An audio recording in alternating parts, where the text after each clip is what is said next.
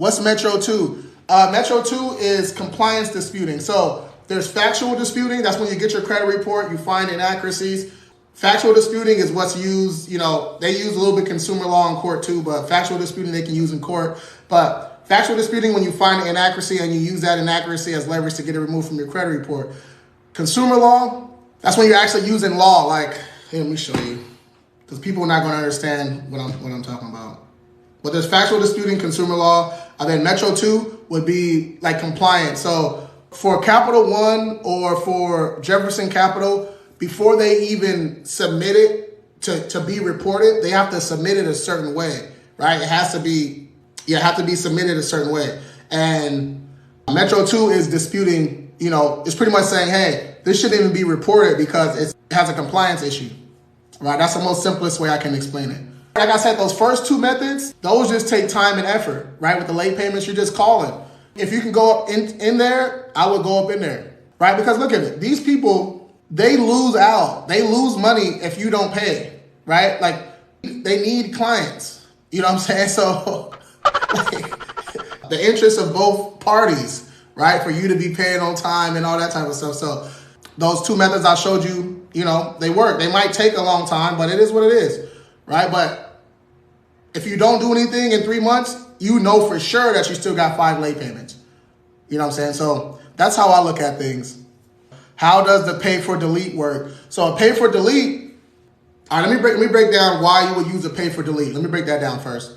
The 2 reasons you would do a pay for delete, the number one is if you just want that collection HORP and you just want it removed immediately, right? So like if people that's that need to qualify for a mortgage in like a month or 2, this is what I tell them to do. They do a pay for delete. So you're not claiming that the debt is yours or nothing like that. You're just saying, hey, Mr. Collection Agency, I'm not claiming the debt, but I'm willing to pay X amount of money for this account to be removed from my credit report, right? Number 2, the second reason why you would do a pay for delete is a situation I'm going through with a client right now.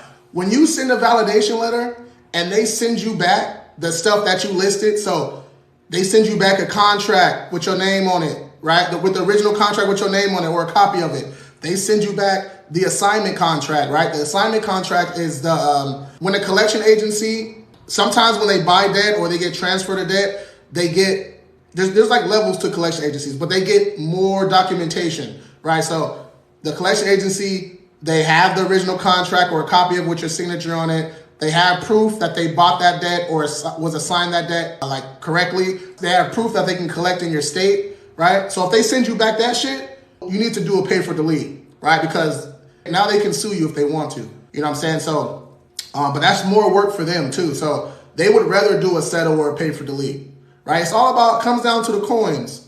Always comes down to the coins, y'all. But that's a pay for delete though. Disputing through the CFPB is good, but the CFPB, they want you to have done some work first. So you don't just go straight to the CFPB, right? You try to handle it with the credit bureaus, with the creditors, with the collection agencies first. Then if they're not playing ball, especially if you have proof that they're reporting something inaccurately, they're not following compliance, whatever it is, right? If you have proof of that and they're still not playing ball, then you're going to upload all those documents when you make your complaints. Then it's better. That's the way you want to do it. Some people, they try to skip and just go straight to the CFPB and FTC and all that.